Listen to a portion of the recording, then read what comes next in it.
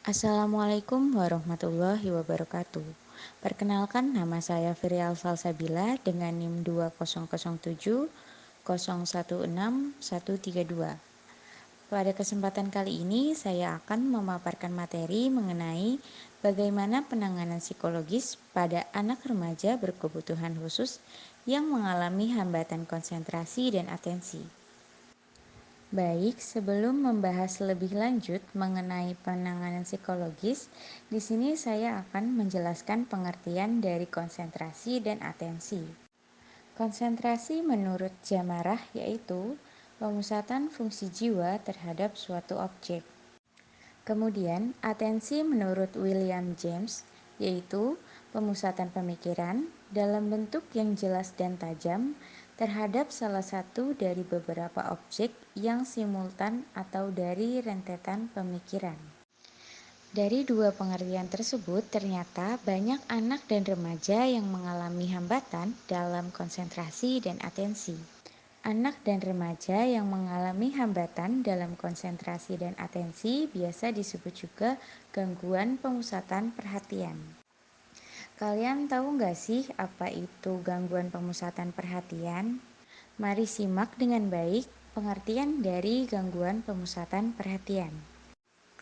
Gangguan pemusatan perhatian atau biasa disebut juga GPP merupakan suatu gangguan pada otak yang mengakibatkan kesulitan konsentrasi dan pemusatan perhatian. Anak dan remaja yang mengalami gangguan pemusatan perhatian atau sulit berkonsentrasi seringkali dikaitkan dengan kesulitan belajar.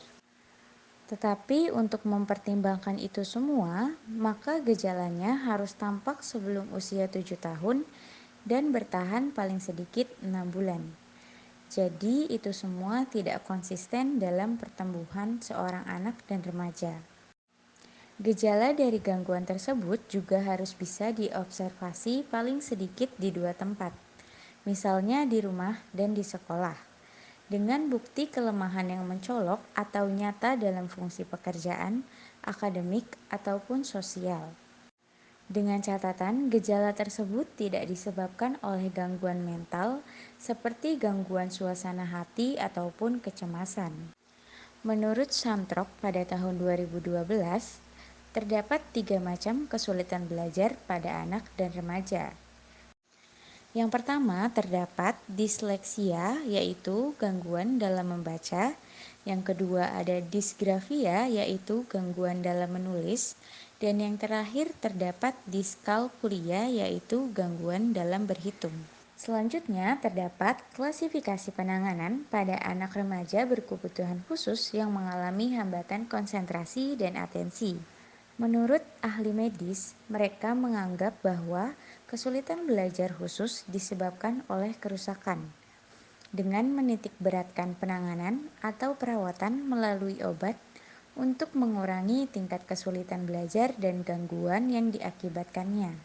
Menurut psikolog dan ahli pendidikan, mereka menganggap bahwa penyebab kesulitan belajar adalah karena adanya defisit dalam keterampilan perseptual motorik yang akan mencari bentuk-bentuk bantuan yang dapat meningkatkan fungsi perseptual motorik. Selanjutnya terdapat penanganan psikologis untuk anak dan remaja yang mengalami gangguan pemusatan perhatian atau sulit berkonsentrasi.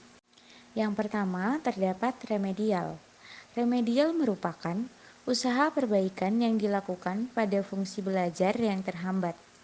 Perbaikan pengajaran sebaiknya dilakukan secara individual dan mengandung makna timbal balik baik untuk siswa maupun untuk guru.